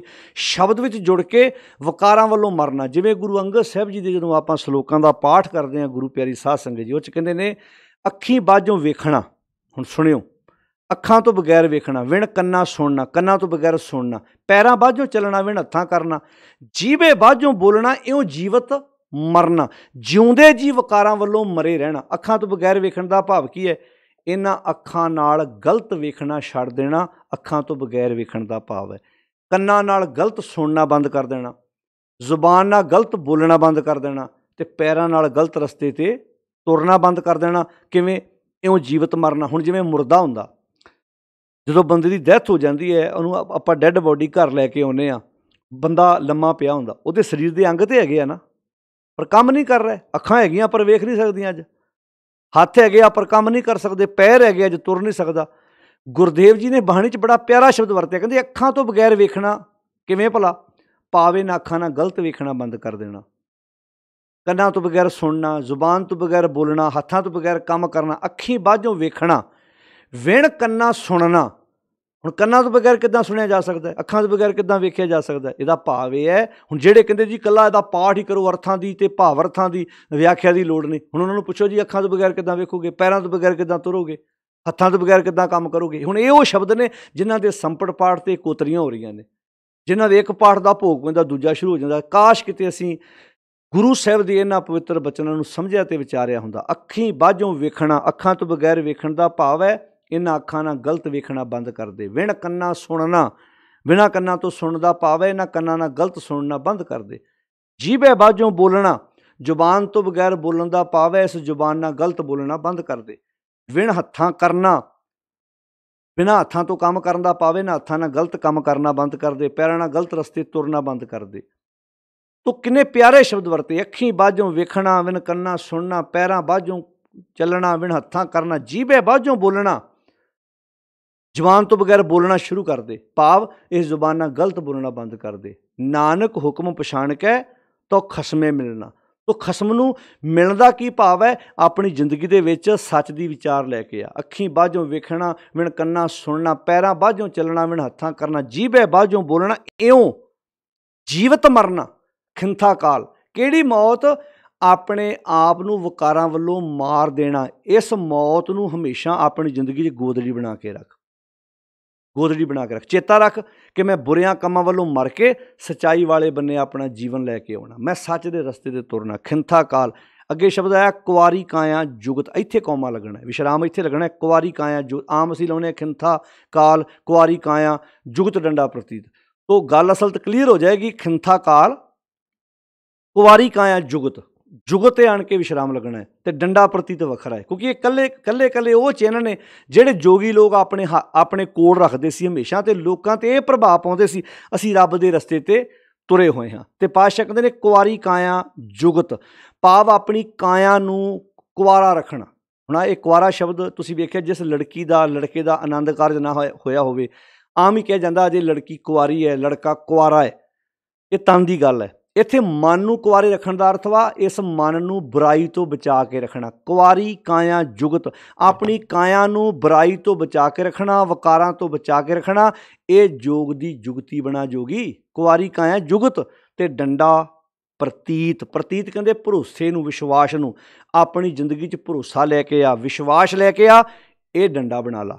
ਹੁਣ ਇਹ ਗੱਲਾਂ ਸਾਰੀਆਂ ਉਹ ਚਿੰਨ੍ਹ ਉਹਨਾਂ ਚਿੰਨ੍ਹਾਂ ਦਾ ਨਾਂ ਲਿਆ ਜਿਹੜੇ ਜੋਗੀ ਲੋਕ ਆਪਣੇ ਕੋਲ ਰੱਖਦੇ ਸੀ। ਆਪਾਂ ਜਦੋਂ 730 ਨੰਬਰ ਅੰਕ 'ਤੇ ਗੁਰੂ ਨਾਨਕ ਸਾਹਿਬ ਜੀ ਦਾ ਸ਼ਬਦ ਪੜ੍ਹਦੇ ਹਾਂ, ਉਹਦੇ ਵਿੱਚ ਬੜੀਆਂ ਪਿਆਰੀਆਂ ਗੱਲਾਂ ਗੁਰਦੇਵ ਜੀ ਨੇ ਕਿਹਾ। ਗੱਲੀ ਜੋਗ ਨਾ ਹੋਈ, ਗੱਲਾਂ ਨਾਲ ਜੋਗੀ ਨਹੀਂ ਬਣਿਆ ਜਾਣਾ। ਏਕ ਦ੍ਰਿਸ਼ਟ ਕਰ ਸਮਸਰ ਜਾਣਾ, ਜੋਗੀ ਕਹੀ ਹੈ ਸੋਈ। ਕਹਿਣ ਲੱਗੇ ਇੱਕ ਦ੍ਰਿਸ਼ਟੀ, ਭਾਵ ਸਾਰਿਆਂ ਨਾਲ ਬਰਾਬਰ ਦਾ ਜਿਹੜਾ ਵਾ ਉਹ ਵਰਤਾਅ ਰੱਖ, ਭਾਵ ਹਰ ਇੱਕ ਨੂੰ ਕੋਈ ਉੱਚਾ ਨੀਵਾਂ ਨਾ ਸਮਝ। ਇਹ ਅਸਲ ਦੇ ਵਿੱਚ ਉਸ ਮਾਲਕ ਦੇ ਰਸਤੇ 'ਤੇ ਤੁਰਨਾ। ਗੱਲੀ ਜੋਗ ਨਾ ਹੋਈ, ਏਕ ਦ੍ਰਿਸ਼ਟ ਕਰ ਸਮਸਰ ਜਾਣੇ, ਜੋਗੀ ਕਹੀ ਹੈ ਸੋਈ। ਅਤੇ ਇੱਥੇ ਪਾਤਸ਼ਾਹ ਜੀ ਕਹਿੰਦੇ ਨੇ ਡੰਡਾ ਪ੍ਰਤੀ ਆਈ ਪੰਥੀ ਸਗਲ ਜਮਾਤੀ। ਜੋਗੀਆਂ ਦੇ 12 ਜਿਹੜੇ ਫਿਰਕੇ ਨੇ ਉਹਨਾਂ ਵਿੱਚੋਂ ਜਿਹੜਾ ਇਹ ਆਈ ਪੰਥੀ ਹੈ ਸਭ ਤੋਂ ਸ਼੍ਰੋਮਣੀ ਅਤੇ ਸਭ ਤੋਂ ਵੱਡਾ ਮੰਨਿਆ ਗਿਆ। ਕਹਿੰਦੇ ਆਈ ਪੰਥੀ ਸਗਲ ਜਮਾਤੀ, ਸਾਰਿਆਂ ਨੂੰ ਇੱਕੋ ਜਿਹਾ ਸਮਝ, ਉੱਚਾ ਨੀਵਾਂ ਨਾ ਸਮਝ ਵੀ ਆਹ ਨੀਵਾਂ ਹੈ ਮੈਂ ਉੱਚਾ ਵਾਂ। ਕਹਿੰਦੇ ਇਹ ਅਸਲ ਦੇ ਵਿੱਚ ਆਈ ਪੰਥੀ ਸਗਲ ਜਮਾਤੀ, ਸਮਝ ਲਾ ਵੀ ਤੂੰ ਸਾਰਿਆਂ ਨਾਲ ਬਰਾਬਰ ਦਾ ਵਰਤਾਅ ਕਰੇਂਗਾ, ਸਾਰਿਆਂ ਨੂੰ ਬਰਾਬਰ ਸਮਝੇਗਾ, ਇਹੋ ਤੇਰੇ ਵਾਸਤੇ ਆਈ ਪੰਥੀ ਹੋਏਗਾ। ਜਿਵੇਂ ਮੁੰਦਾ ਸੰਤੋਖ ਉੱਪਰ ਕਿਹਾ, ਆਈ ਪੰਥੀ ਸਗਲ ਜਮਾਤੀ ਤੇ ਮਨ ਜੀਤੈ। ਤੂੰ ਜੱਗ ਜਿੱਤਣ ਵਾਸਤੇ ਕੰਮ ਕਰਦਾ ਨਾ, ਵੀ ਲੋਕ ਕਹਿਣੇ ਵਿਸ਼ੇਸ਼ ਹੈ ਬਾਬਾ ਜੀ, ਵੀ ਇਹਨਾਂ ਕੋਲੋਂ ਮੈਂ ਆਸ਼ੀਰਵਾਦ ਲੈਣਾ। ਤੂੰ ਕਹਿੰਦੇ ਫਿਰ ਮਨ ਜੀਤੈ ਜਗ ਜੀਤ, ਜਦੋਂ ਤੂੰ ਆਪਣਾ ਮਨ ਜਿੱਤ ਲੇਗਾ ਜੱਗ ਆਪਣੇ ਆਪ ਜਿੱਤਿਆ ਜਾਣਾ। ਤੋ ਸਾਰੀ ਖੇਡ ਮਨ ਨੂੰ ਜਿੱਤਣ ਦੀ ਹੈ। ਬਾਣੀ 'ਚ ਬਾਰ-ਬਾਰ ਸ਼ਬਦ ਸਮਝਾਏ ਸਾਨੂੰ ਵੀ ਜੋ ਜਨ ਲੂਝੇ ਮਨੇ ਸਿਓ ਸੇ ਪੂਰੇ ਪ੍ਰਧਾਨਾ। ਅਸਲ ਵਿੱਚ ਜਿਹੜੇ ਆਪਣੇ ਮਨ ਨਾਲ ਜੰਗ ਕਰਦੇ ਨੇ ਉਹ ਮੇਨ ਸ਼੍ਰੋਮਣੀ ਨੇ। ਜਾਂ ਕੋ ਹਰ ਰੰਗ ਲਾਗੂ ਇਸ ਯੁੱਗ ਮੈਂ ਸੋ ਕਹੀਅਤ ਹੈ ਸੂਰਾ, ਆਤਮ ਜਿਣੈ ਸਗਲ ਵਸ ਤਾਂ ਕੈ ਜਾ ਕਾ ਸਤਿਗੁਰ ਪੂਰਾ। ਆਤਮ ਜਿਣੈ ਸਗਲ ਵਸ ਤਾਂ ਕੈ, ਜਿਹੜਾ ਆਪਣੇ ਆਪ ਨੂੰ ਜਿੱਤ ਲੈਂਦਾ ਹੈ, ਜਿਹੜਾ ਆਪਣੇ ਇਸ ਬੁਰਿਆਂ ਕੰਮਾਂ ਦੇ ਜਿੱਥੋਂ ਜਨਮ ਲੈਂਦੇ ਆ ਬੁਰੇ ਕੰਮ, ਜਿੱਥੋਂ ਬੁਰੇ ਖਿਆਲ ਪੈਦਾ ਹੁੰਦੇ ਆ ਮਨ ਵਿੱਚੋਂ, ਉਹਨਾਂ ਨੂੰ ਨੱਪ ਲੈਂਦਾ ਵਾ। ਭਾਵ ਆਪਣੀ ਜ਼ਿੰਦਗੀ 'ਚ ਸੱਚ ਦੀ ਵਿਚਾਰ ਲੈ ਕੇ, ਜਿਵੇਂ ਭਗਤ ਕਬੀਰ ਜੀ ਨੇ ਕਿਹਾ ਦਾਗੇ ਹੋਏ ਸੋ ਰਣ ਮੈਂ ਜੂਝੈ। ਉੱਥੇ ਦਾਗੇ ਦਾ ਅਰਥ ਕੀ, ਜਿਵੇਂ ਗਾਵਾਂ ਨਹੀਂ ਹੁੰਦੀਆਂ ਵਲੈਤਨ ਗਾਵਾਂ, ਕਿਸਾਨਾਂ ਨੂੰ ਪਤਾ ਉਹਨਾਂ ਦੇ ਸਿੰਗ ਦਾਗਣੇ ਪੈਂਦੇ ਆ। ਸਿੰਗ ਤੇ ਉਹਨਾਂ ਦਾ ਉੱਥੋਂ ਉੱਗਦਾ ਵਾ, ਪਰ ਬਚਪਨ 'ਚ ਹੀ ਉਹਨਾਂ ਦੇ ਸਿੰਗ ਉੱਥੋਂ ਦਾਗ ਦਿੰਦੇ ਆ। ਤੋ ਦਾਗਣ ਦਾ ਅਰਥ ਕਿ ਵੀ ਉਹ ਉੱਥੋਂ ਮੁੜ ਕੇ ਸਿੰਗ ਦੁਬਾਰਾ ਉੱਗਦਾ ਨਹੀਂ।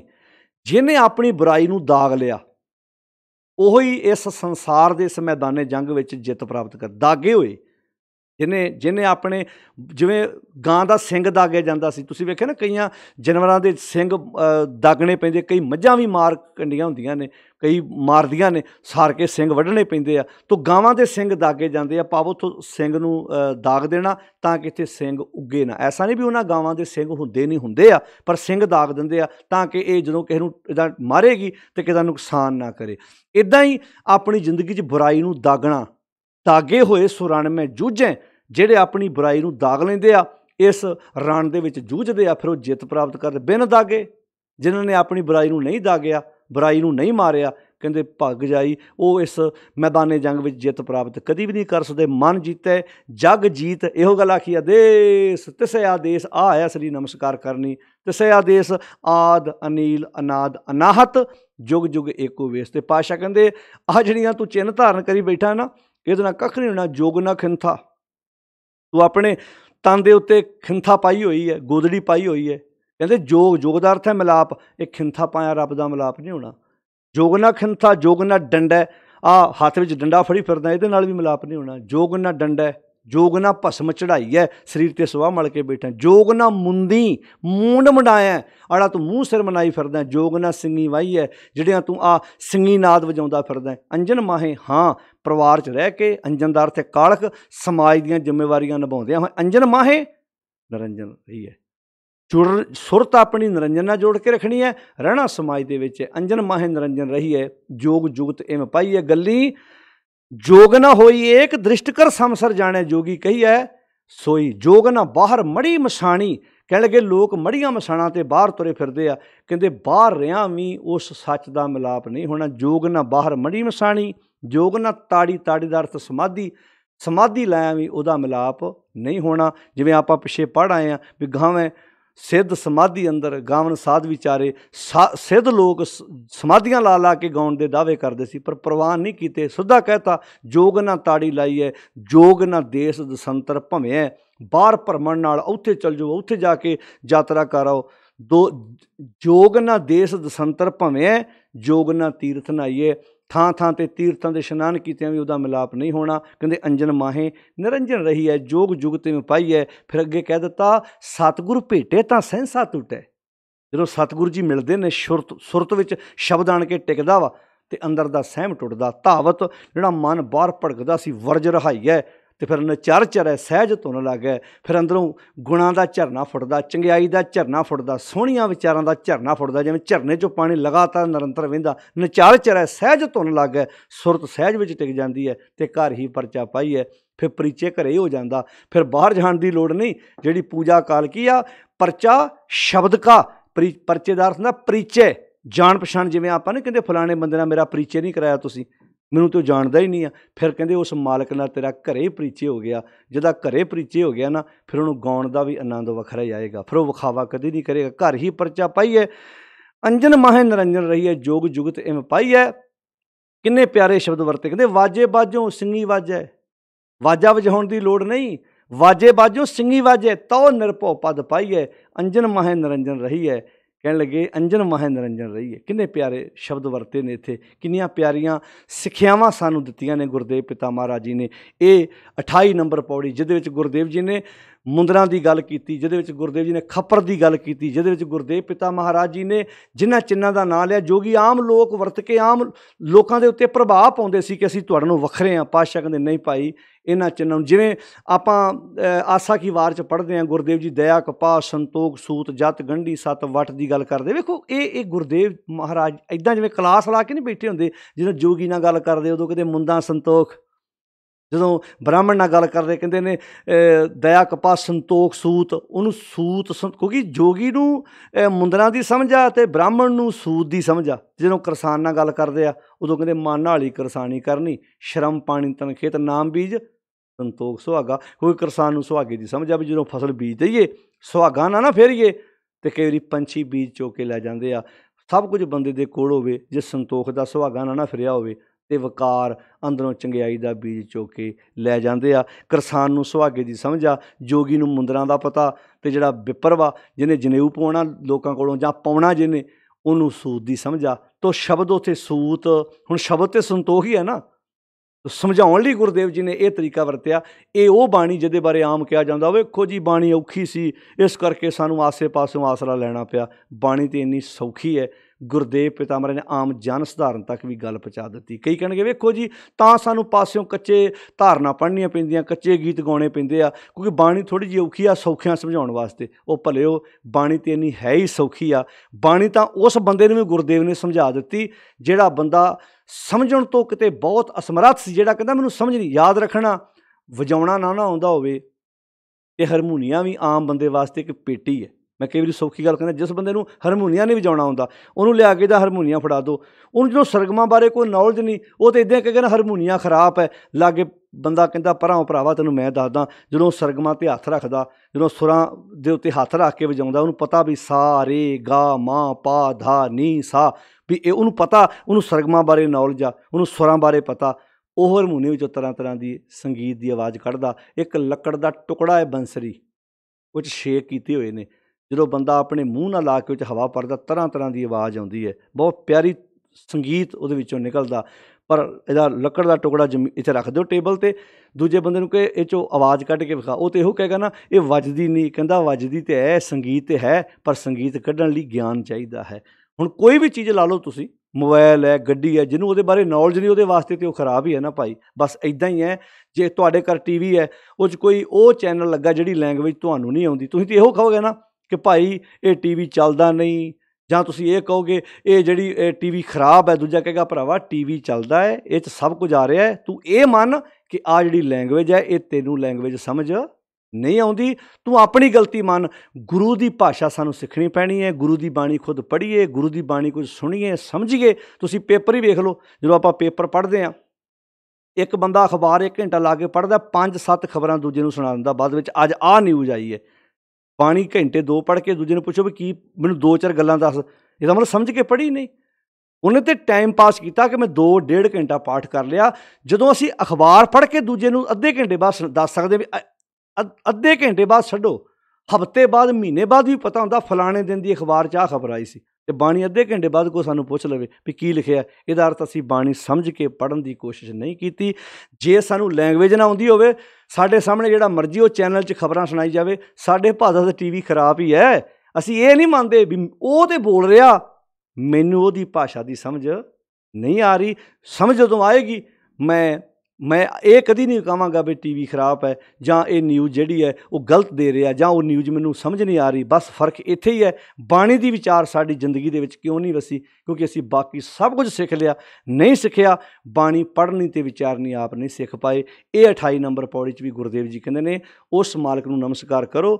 ਆਦੇਸ਼ ਤਿਸੇ ਆਦੇਸ਼ ਆਦ ਅਨੀਲ ਅਨਾਦ ਅਨਾਹਤ ਜੁਗ ਜੁਗ ਏਕੋ ਵੇਸ। ਆਦ ਦਾ ਅਰਥ ਹੈ ਮੁੱਢ ਤੋਂ, ਅਨੀਲ ਜਿਹੜਾ ਦਾਗ ਤੋਂ ਰਹਿਤ ਹੈ, ਉਹਦੇ ਨਾਲ ਜੁੜੋ। ਜਿਹੜਾ ਦਾਗ ਤੋਂ ਰਹਿਤ ਹੈ, ਜਿਹੜੇ ਖੁਦ ਦਾਗਾਂ ਨਾਲ ਭਰੇ ਨੇ, ਉਹ ਰੱਬ ਕਿੱਦਾਂ ਹੋ ਸਕਦੇ ਜੀ? ਕਹਿਣ ਲੱਗੇ ਆਦ ਅਨੀਲ ਅਨਾਦ, ਅਨਾਦ ਦਾ ਅਰਥ ਹੈ ਜਿਹਦਾ ਮੁੱਢ ਹੀ ਕੋਈ ਨਹੀਂ ਹੈਗਾ। ਅਨਾਹਤ ਜਿਹੜਾ ਹੱਤਿਆ ਤੋਂ ਰਹਿਤ ਹੈ, ਨਾਸ਼ ਰਹਿਤ ਹੈ। ਜੁਗ ਜੁਗ ਏਕੋ ਵੇਸ, ਜਿਹਦਾ ਹਰ ਵਕਤ ਇੱਕੋ ਜਿਹਾ ਰੂਪ ਹੈ, ਹਰ ਵਕਤ ਇੱਕੋ ਜਿਹਾ ਰਹਿੰਦਾ, ਉਤਰਾ ਚੜਾ ਨਹੀਂ ਆਉਂਦੇ। ਕਹਿੰਦੇ ਮੁੰਦਾ ਸੰਤੋਖ ਸ਼ਰਮ ਪਤ ਝੋਲੀ, ਧਿਆਨ ਕੀ ਕਰੇ ਬਪੂਤ। ਆਪਣੀ ਜ਼ਿੰਦਗੀ 'ਚ ਇਹ ਗੁਣ ਧਾਰਨ ਕਰ ਲਾ। ਤੈਨੂੰ ਬਾਹਰੋਂ ਮੁੰਦਰਾਂ ਪਾਉਣ ਦੀ ਲੋੜ, ਹੱਥ ਵਿੱਚ ਖੱਪਰ ਫੜਨ ਦੀ ਲੋੜ ਨਹੀਂ, ਬਾਹਰੋਂ ਸਰੀਰ 'ਤੇ ਸੁਆਹ ਮਾਰਨ ਦੀ ਲੋੜ ਨਹੀਂ। ਯਾਨੀ ਕਿ ਕੋਈ ਵੀ ਇਹੋ ਜਿਹਾ ਕਰਮ ਕਾਂਡ ਕਰਕੇ ਉਹਦੇ ਦਰ 'ਤੇ ਪ੍ਰਵਾਨ ਹੋਣ ਦੀ ਲੋੜ ਨਹੀਂ। ਮਨ ਜਿੱਤ ਲਾ, ਜੱਗ ਆਪਣੇ ਆਪ ਜਿੱਤਿਆ ਜਾਣਾ। ਆਓ ਸਾਰੀ ਖੇਡ ਆਪਣੇ ਮਨ ਨਾਲ ਜੰਗ ਕਰਨ ਦੀ ਹੈ। ਸੌਖੀ ਉਦਾਹਰਨ ਦੇਵਾਂ, ਕਿਸੇ ਬੰਦੇ ਨੂੰ ਸ਼ੂਗਰ ਹੋਵੇ, ਮਿੱਠਾ ਡਾਕਟਰ ਨੇ ਮਨਾ ਕੀਤਾ ਹੋਵੇ, ਤੁਹਾਡੇ ਸਾਹਮਣੇ ਕੋਈ ਲਿਆ ਕੇ ਮਿੱਠਾ ਰੱਖ ਦੇ, ਉੱਥੇ ਲੋੜ ਹੈ ਆਪਣੇ ਮਨ ਨਾਲ ਜੰਗ ਕਰਨ ਦੀ। ਅਗਲਾ 10 ਵਾਰ ਕਹੇ ਖਾ ਲਓ ਭਾਈ ਸਾਹਿਬ ਜੀ, ਬਹੁਤ ਵਧੀਆ ਜਲੇਬੀ ਬਣੀ ਹੈ, ਬਹੁਤ ਵਧੀਆ ਗੁਲਾਬ ਜਾਮਣ ਬਣੇ ਨੇ, ਉੱਥੇ ਕਹੇ ਨਾ ਭਰਾਵਾ, ਹੁਣ ਬਸ, ਹੁਣ ਮਨ ਨਾਲ ਸਮਝੌਤਾ ਕਰ ਲਿਆ, ਮਨ ਨਾਲ ਮੈਂ ਜੰਗ ਕਰ ਲਈ ਆ, ਹੁਣ ਮੈਂ ਇਹ ਕੰਮ ਨਹੀਂ ਕਰਨਾ। ਮਨ ਨਾਲ ਜਿੱਤਾਂਗੇ, ਮਨ ਨਾਲ ਲੜਾਂਗੇ।